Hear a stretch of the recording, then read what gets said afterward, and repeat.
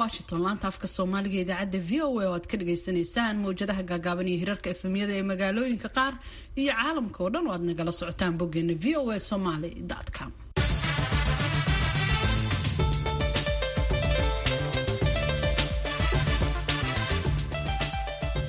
subax wanaagsan dhegeystayaal dhammaantiinba meel kastoo aad joogtaan waa aroornimo isniina 27 bisha Juulaay sanadka 2020 saacadda Afrikada bari waa 6 iyo barkii aroornimo Washington waa 11 iyo barkii habeenimo idaacadda saaka iyo caalamka waxaa idiin soo jeedinaya Sahre Ciidla Nuur iyo anigoo ah Falastiin Axmed Iimaan.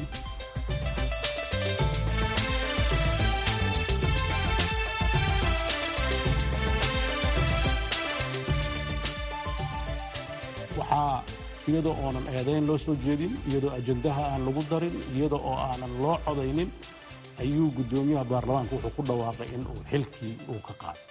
waxaase cajiib ah oo ka sii daran in madaxweynihii jamhuuriyadda federaalka Soomaaliya oo ku celcelin jiray waxaan ilaalinayaa dastuurka uu si degdeg ku aqbalay arrintaas sharci darrada ah oo ay muuqato in uu buriyay qodobo dastuuriya oo kaas waxa uu ahaa madaxweynaha Puntland Siciid Cabdullaahi Dani oo ka waramaya ridistii ra'iisul wasaare Khayre. warbixin ayaanu idinkaga haynaa.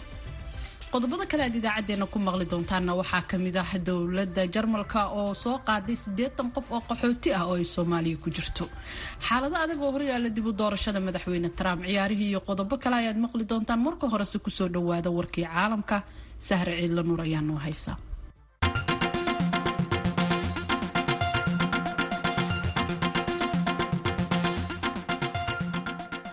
war ka soo baxay xafiiska qaramada midoobay ee arrimaha bini'aadamnimada ee dalka Suudaan ayaa goor dambe oo xadii shalay lagu sheegay in ugu yaraan 60 qof la dilay 60 kalena dhaawacyo soo gaadheen kadib markii weerar hubaysan loo geystay dad ku noolaa tuulo ku taala gobolka Darfur ee dalka Suudaan. weerarkan ayaa daba socday dhacdooyin ammaan darro oo dhawaanahan basiis daba jooga uga dhacayay gobolkaasi kuwaas oo ay ka mid yihiin guryo la gubay bakhaaro iyo goobo ganacsi oo la dhacay goobo adeega dadweynaha oo la jajabiyay. dowladda Suudaan ayaa iyaguna laga soo xigtay in ay sheegeen in ciidamo laga keenayo gobolada kale ee dalkaasi la geynayo gobolka Darfur ee colaadu ka soo cusboonaatay si ammaanka loo ilaaliyo. war ka soo baxay golaha ammaanka iyo difaaca ee dalkaasi Suudaan ayaa lagu sheegay muhiimadda ay leedahay in awood ciidan loo adeegsado sidii ammaanka loogu soo dabaali lahaa gobolka isla markaana loo badbaadin lahaa muwaadiniinta ku dhaqan gobolkaasi noloshooda. madaxweynaha cusub ee dalka Malawi Lazarus Chakwera ayaa sheegay in lacag ka badan $1 bilyan oo la musuqmaasuqay. lacagtaasi oo la sheegay in la lunsaday intii uu xilka hayay madaxweynihii isaga ka horeeyay Peter Mutharika. madaxweynaha cusub wuxuu intaasi ku daray in hanti dhowraha guud ee dalkaasi baaritaano uu sameeyay lagu sheegay in labadii sanadood ee ugu dambeeyay ay dowladda xilka haysay hantida dalka si aan u fiirsasho lahayn u isticmaalaysay. madaxweyne Chakwera ayaa wacad ku maray in sharciga la soo taagayo mas'uuliyiintii ku lugta lahayd musuqmaasuqaasi lagu lunsaday hantida dalka. baaritaanada uu soo saaray hanti dhowruhu ayaa lagu sheegay in ay ku jirtay $10 milyan oo lagu magacaabay in lagu bixinayo mashaariic qaarkood aan la bilaabin kuwana inta la bilaabay aan la dhammaystirin kadibna lacagtii lagu magacaabay qandaraasyada mashaariicdaasi ay si toos uga baxday qasnada dowladda isla markaana ay ku dhacday jeebabka dad gaara.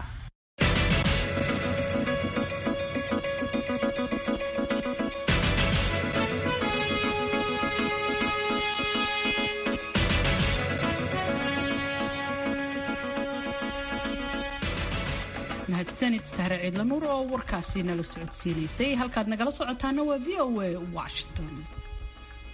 aynu ku horreynay madaxweynaha maamul goboleedka Puntland Siciid Cabdullaahi Dani ayaa xalaytay isagoo ku sugan magaalada Gaalkacyo ka hadlay habkii ay baarlamaanka dowladda federaalka ee Soomaaliya xilka uga qaadeen ra'iisul wasaarihii Soomaaliya Xasan Cali Khayre isagoo ku tilmaamay hab sharci darro ah. wariyaha VOA Nuux Muuse Birjeeb ayaa warbixinta noo soo diray. madaxweyne Siciid Cabdullaahi Dani oo xalay saqdhaxay soo saaray hadalkan ayaa ka hadlay dhinacyo kala duwan. Dani ayaa sharci darro ku tilmaamay nidaamkii ay baarlamaanka ku rideen ra'iisul wasaare Xasan Cali Khayre iyo xukuumaddiisa isagoo tilmaamay inay ahayd mid qorshaysnayd oo lagu burburinayay shirkii dhuusamareeb dhowaan ku soo dhammaaday. waxaa dhacay wax aan ku tilmaami karno inuu silsilaal siyaasadeed ahaa oo annagu aanan filanayn ka Puntland ama shakhsiyan xogtiisana aanan war u haynin laakiin markaan ilaa shalay ilaa maanta ilaa xalay aan dib u akhrinay waxyaabihii dhacaya doodo badanna aan ka galnay noo soo baxday wixii halkaa ka dhacay inay ahayd wixii quruxda badnaa ee ka soo baxay shirkii dhuusamareeb iyo diiladii la qabay ee ahaa in hore loo socdo wax lagu xagal daacinayo oo la rabo in lagu burburiyo arrintaas waxaan runtii mas-uuliyaddeeda saaraya madaxweynaha jamhuuriyadda maxaa yeeley wixii uu noo sheegayay iyo wixii aan ku heshiinay oo dhan waxaan ahayn ayuu ku dhaqaaqay habeenkii shirku dhacayena annagoo la nimid niyadsami khudbadihii dadkuna ay u ekaayeen kuwo isu soo dhoweyn ah khudbadiisii waxay hordhac u ahayd in wixii meesha aan ku gaarnay uusan raalli ka ahayn ajendayaal kaleetana uu wato xilka sida sharci darrada looga qaaday oo la yidhi waa laga qaaday waxay uu sababsaday in uu wixii madaxda dowladda federaalka iyo dowladda soomaaliya ay dowladaha xubnaha ka ay ku heshiiyeen inuu daacad ka ahaa inuu fuliyo cidda ka qaaday oo arrintaa ka dambaysana waxay u muuqanaysaa wixii meesha laga heshiiyey inaysan daacad ka ahayn oo ay ajendo kala wadatay madaxweyne deni ayaa tilmaamay in la jebiyey shuruucda dalka u yaalay nidaamkii loo maray xilka qaadistii ra-iisul wasaaraha waxaan rabaa inaan dhowr arrimood halka aan ka caddeeyo baarlamaanka wixii shalay uu sameeyey waxaa muuqanaysa inuusan marin habraacyadii ra-iisul wasaaruhu xilku waa meerto shalayba waa la magacaabay baarlamaanka ayaa ogolaaday baarlamaankuna awood buu u leeyahay inuu ka qaado laakiin wixii shalay meesha ka dhacay waxay ka hor imaanaysay dhammaan shuruucdii dalka u deganayd iyo habraacyadii lagu yaqaanay marka la rabo in la eedeeyo ra-iisul wasaare in xukunka looga qaado waxaa iyadoo oonan eedeyn loo soo jeedin iyadoo ajendaha aan lagu darin iyadoo oo aanan loo codaynin ayuu guddoomiyaha baarlamaanka wuxuu ku dhawaaqay in uu xilkii uu ka qaaday waxaase cajiib ah oo kasii daran in madaxweynihii jamhuuriyadda federaalka soomaaliya oo ku celcelin jiray waxaan ilaalinayaa dastuurka uu si deg dega ku aqbalay arrintaa sharci darrada ah oo ay muuqato in uu buriyey qodobo dastuuriya oo runtii dalka u deganaa oo la odhan karo dastuurkii wuu ku xadgudbay waxaa intaa ka daran isla wakhti yaroo kooban madaxweyne ra-iisul wasaarihii oon dhuusamareeb ka tegin inuu wareegto ku soo saaray in uu xilka sii hayn doono ra-iisul wasaare ku-xigeenka wuxuu madaxweynuhu si cad ugu tuntay qodobka 103 ee dastuurka oo caddaynaya marka uu ra-iisul wasaaruhu xilka laga qaado ama uu iska casilo in uu xilka sii wadayo ilaa uu la wareegayo qofka kale ee lasoo magacaabay marka intaa la isku soo horiyo waxaa aada u muuqanaysa madaxweynuhu inuusan diyaar u ahayn inuu dalka doorasho geliyo madaxweynuhu inuusan diyaar u ahayn inuu dalka si dimuqraadi u maamulo wuxuu caddeeyey in uu wareegto uu rabo inuu ku maamulo uu caddeeyey inuu sharciga dastuurka uusan ixtiraamayn oo uu ku tumanayo siyaasiyiinta soomaalida iyo madaxweynaha soomaaliya ayuu baaq u diray waxaan ka xumahay siyaasiyiinta qaybtood inay u qaateen ra-iisul wasaare tegay iyo ra-iisul wasaare la keenayo oo xusul duub loogu jiro ciddii noqon lahayd arrintu ma aha ra-iisul wasaare baxay iyo ra-iisul wasaare yimaado waa ay dhici jirtay haddii hore u dhici lahayd marxalad aan xasaasi ahayn dhibna ma keenteen laakiin marxaladdan hadda waxa ku soo beegmay waa marxalad ka duwan aragtidaas marka waxaan ugu baaqayaa dhammaan siyaasiyiinta dowladaha xubnaha ka ah dowladda federaalka ah iyo mas-uuliyiinta dowladdaba wixii dhacay waa dhaceen caana daatay dabadaa la qabtaa khaladka ciddii gashana inay qaadato caqligu inuu soo noqdo dalka meeshu ku socdo in tala intii hore ka badan la geliyo waan ka xumahay niyaddii wanaagsanayd ee dowladaha iyo dowladda puntlandba ay haysay in dhabarjabin lagu sameeyo waxaan madaxweynaha dowladda federaalka ah baaq ugu dirayaa inta dhiman inuu dalka uu u naxo oo u turo oo uusan gaarsiin meel aan hadhow laga soo qaban karin dadka soomaaliyeedna waxaan ugu baaqayaa in ay gacan ka geystaan in dalkii la badbaadiyo hadalka madaxweynaha puntland ayaa yimid kadib shir aan caadi ahayn oo xalay magaalada gaalkacyo uu kula yeeshay golihiisa xukuumadda nuux muuse birjeeb v o a garoowe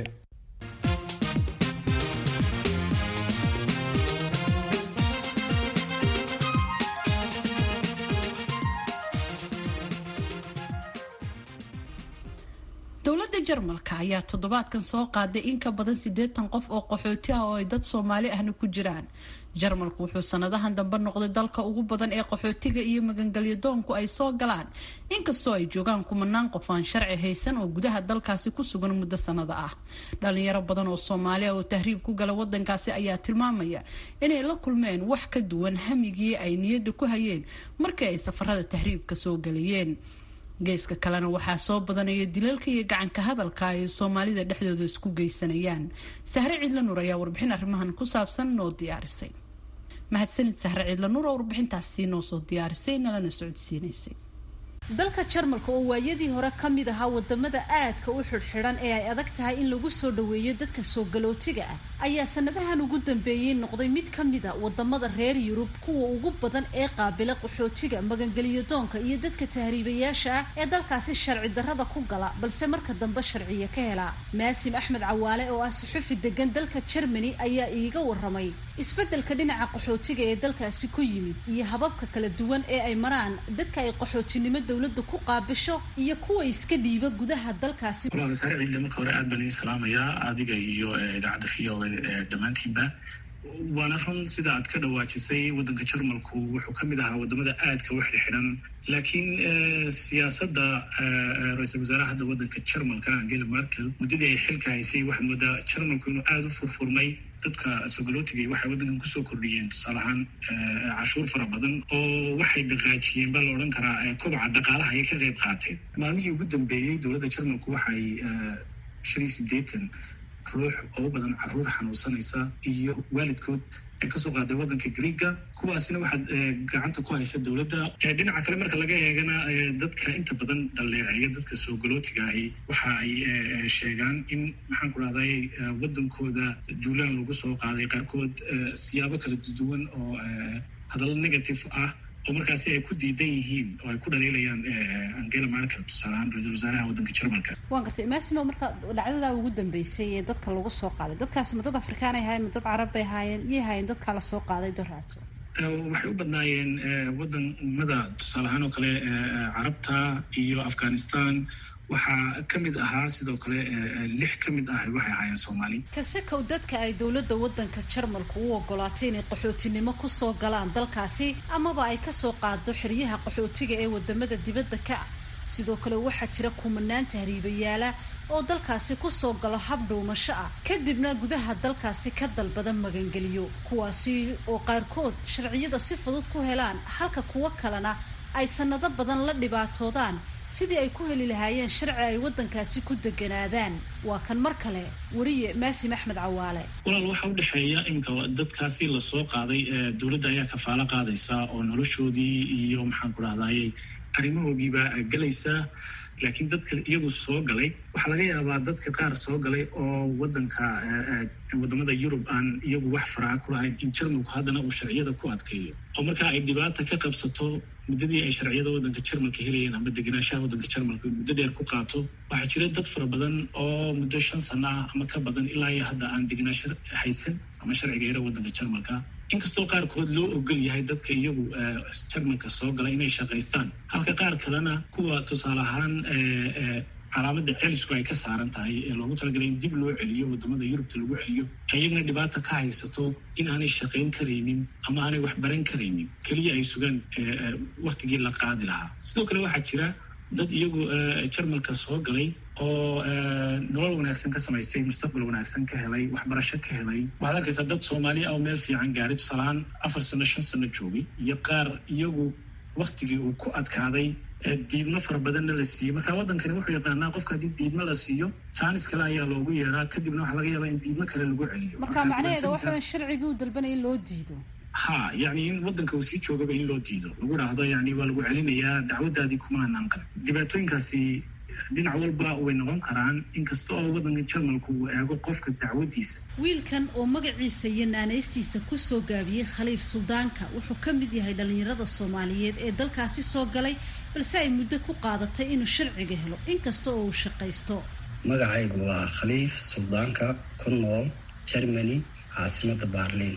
haddii aan ka hadlo dhibaatada Jarmalka iyo waxaan ka filanaynay markii hore aan soo galaynay Jarmalka waxaan soo galay 2015 waxaan ka filinay noloshii aan ka nimid nolol ka duwan, laakiin waxaan kala kulanay nolol adag oo ah Jarmal inaad ku noolaataa way fududahay, shaqaysato wax barato, laakiin inaad sharci aad heshaa aad bay u adag tahay.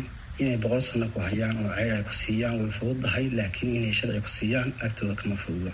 nolosha ay dadku soo doonteena waxaa ka mid ah inay helaan sharci. dhibaatooyinka ka haysata dadka Jarmal ku nool waxaa ka mid ah sharci la'aanta oo wadan aad loogu dhiban yahay. geesta kale Soomaalida ku dhaqan dalkaasi Jarmalka waxaa dhawaanahan ku soo noqnoqday dhacdooyin argagax leh oo la xidhiidha weerarro ay geysteen niman Soomaaliya. waxa iiga warramay Cabdirashiid Shariif oo ka mid ah hogaamiyayaasha bulshada Soomaalida isla markaana la shaqeeya maxkamadaha iyo hay'adaha ammaanka ee dalkaasi. walaal maalmihii la soo dhaafay waxaa ka dhacay dalka Jarmalka dhacdooyin isxigxigay. waxaa jirtay gabadh Soomaaliyeed oo waliba xaamilo ah in uu nin la deganaa oo uu weerar ku soo qaaday, isla markaana uu jirkeedii waxgaarsiiyey isagoo si aad ah u waxyeeleeyey wejigeeda, oo joornaalada Jarmalka ee magaalada ka soo baxana ay soo qoreenba wax ay ku tilmaameen yacni wax dugaag oo kale ah inuu ninkaasi cunay oo kale. xaalka gabadha uur kale iminka aad buu u fiican yahay. sidoo kale Cabdirashiid waxaan maqlay inuu jiro isaguna nin dhawaan xaaskiisii ku dilay dalkaasi Germany. walaal haddii aan kaaga warramo ninka kale ee gabadha Soomaalida ah isagana ay gacantiisa ku dhimatay, waa isla 10 bari gudahoodun bay u dhaxaysay labada dhacdaba. waa magaalaha Hannover la yiraahdo. isagana nin dhalinyaro ah ayuu ahaa, xaaskiisa ayuu wuxuu ku dilay mindi ama toorey sida loo yaqaano, taasoo mindidiina la helay. dhibaatada ugu sii badan ee mataqaanaa askartii ama dadkii wax baadhahayay ay ilaa hadda ay la yaabeen waxay ahayd gabadha markuu dilay ay dhiig baxday in uu derbiga qolka ay deganaayeen ama guriga ay wada deganaayeen derbigeeda uu ku qoray magaceeda iyo waan ku jeclahay iyo kuma iloobi doono. waxyaabahaas gabadhaasi waxay ahayd gabadh Soomaaliyeed oo iyaduna hooyo ah, gabadh yar bay haysatay 2 jir ah. labadaasi nin ee weerarada ay mindida u adeegsadeen ka geystay gudaha dalka Jarmalka iyagoo beegsaday haween kale oo Soomaaliya ayay haatan gacanta ku hayaan ciidamada ammaanku iyada oo la baarayo sababaha keenay in ay falalkaasi naxdinta la ku kacaan. waxaanay dhacdooyinkaasi keeneen in dadka qaarkood ay Soomaalida ilgaara ku eegaan iyagoo ku dhaleecaynaya falalkaasi argagaxa leh ee ay raggaasi ku kaceen.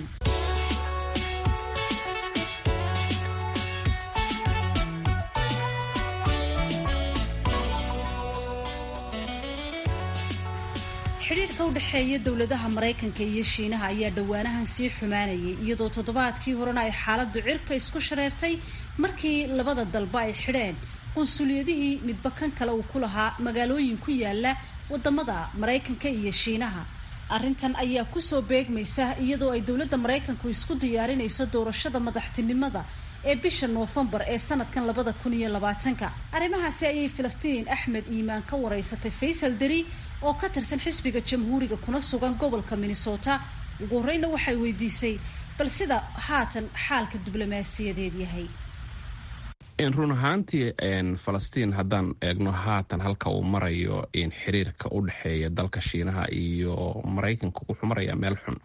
waxaana mudan in la xuso in xilligii uu madaxweynaha Trump ku guuleystay doorashooyinkii uu ku helay sanadkii 2016 hadafkiisa koowaad uu ahaa waxa uu ugu yeedhay America First oo ahaa in uu xoogga saaro danaha dadka Mareykanka. in haatanna ay isku dayeen dalka Mareykanku in ay sameeyaan xulafo siyaasadeed oo ku raacsan in la cunaqabateeyo dalka Shiinaha oo laga hortago maadaama shuucigu uu yahay mabda khatar ku ah xadaarada reer galbeedka. marka isku soo duubo waxaad moodaa haatan xiriirka dalka Mareykanka iyo Shiinuhu inuusan aad u wanaagsanayn, maalmahan dambena uu sii xumaanayay. sidee u saameynaysaa Faysal caqabadan cusub ee ololaha doorashada ee madaxweyne Trump? Falastiin sida aan la soconno maalmahan waxaa madaxweynaha in dalka Mareykanka ka horeeya madaxweyne ku-xigeenkii hore ee Joe Biden xagga doorashada, khaasatan in madaxweynaha ku-xigeenku wuxuu ku horeeyaa gobollo ay aad iyo aad ugu horeyn jireen xisbiga jamhuurigu, ayna tahay lama huraan in xisbiga jamhuuriga uu ku guuleysto haddii ay helayaan madaxweynenimada. waa gobollada ay ka mid tahay sida Florida oo maalmahan isu soo tarayso inuu Joe Biden ku horeeyo xagga doorashada. marka waxaad moodaa markastoo arrimahaasi dhacaan in madaxweynaha dalka Mareykanku uu eedda dusha uga saaro Shiinaha iyo wadamo kale oo uu aaminsan yahay taasi inay soo kicinayso bayskiisa ama dadka isaga aadka u taageera oo ayagu aaminsan inay shiinuhu carqalad ku yihiin dowladda maraykanka iyo dhaqaalaha maraykanka labadaba.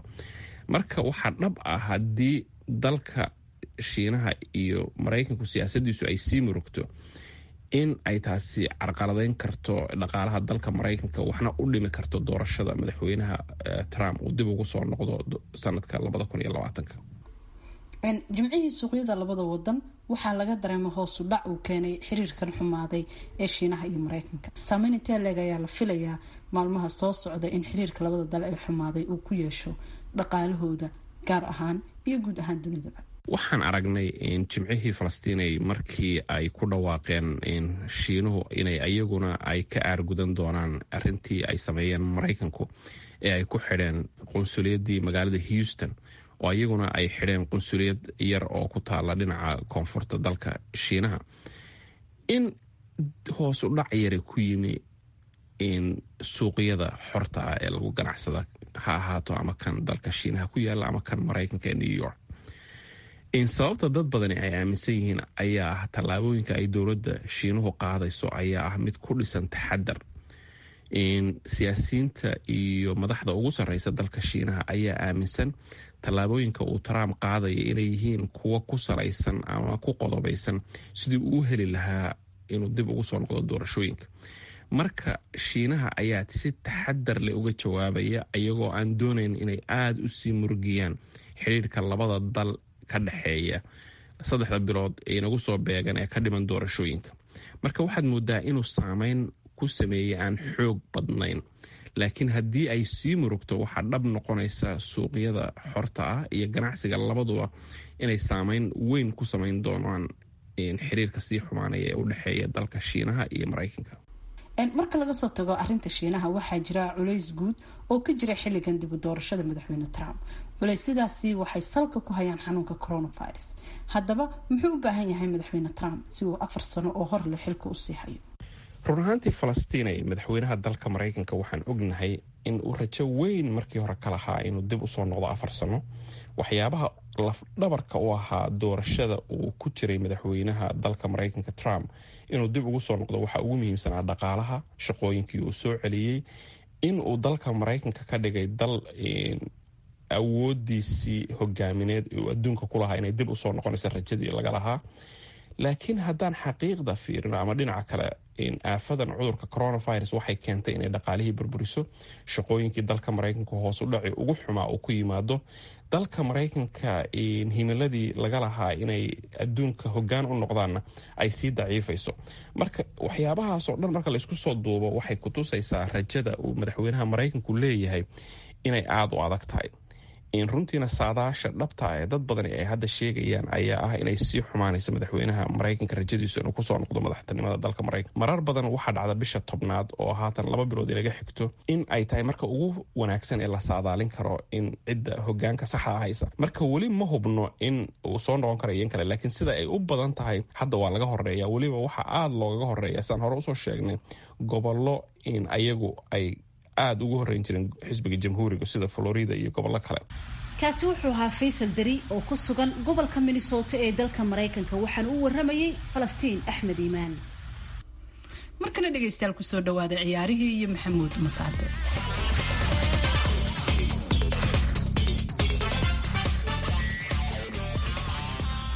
wanaagsan dhegaystayaal dhammaantiinba kuna soo dhowaada xubinta ciyaaraha idaacadda saaka iyo caalamka. waddanka talyaaniga haddii aan ku bilaabo, kooxda kubadda cagta ee Juventus ayaa 2 gool iyo waxba waxa ay ku dharbaaxday kooxda Sampdoria.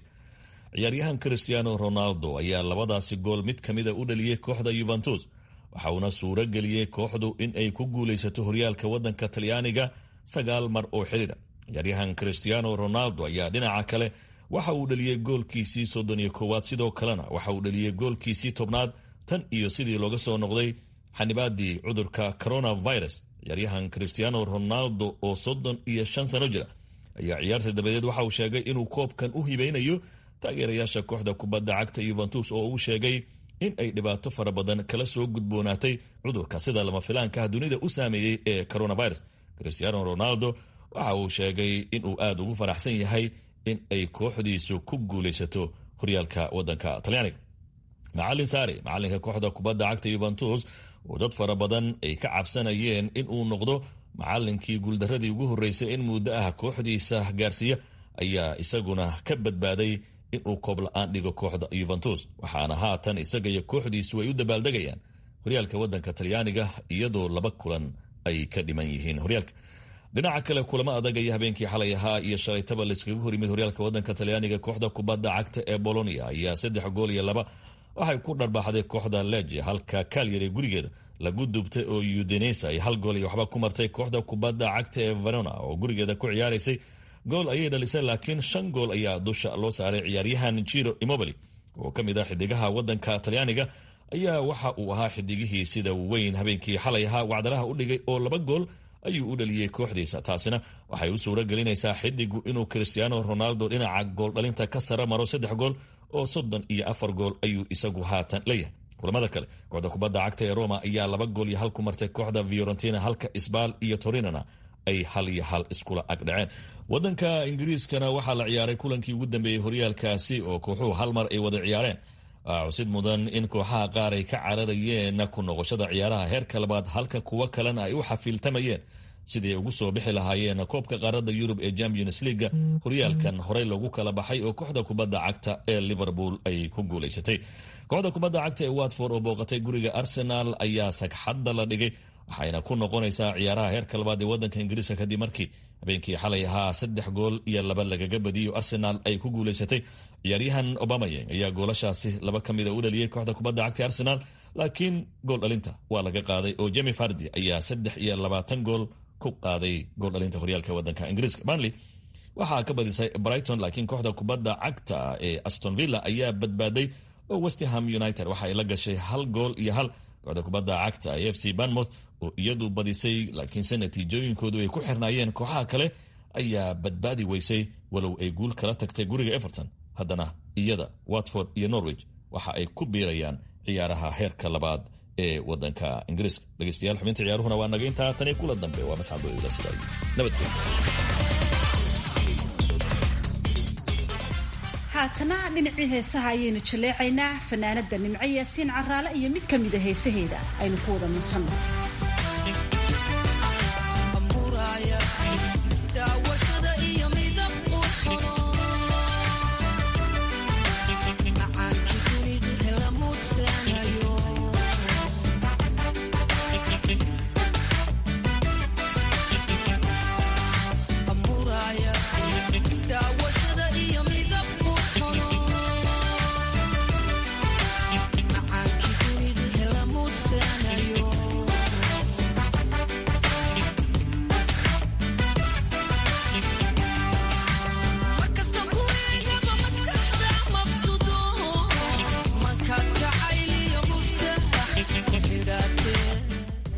idaacaddeenii aroornimo waa naga intaa. waxaa idinla socodsiinayay Sahre Ciidla Nur iyo anigoo ah Falastiin Axmed Iimaan.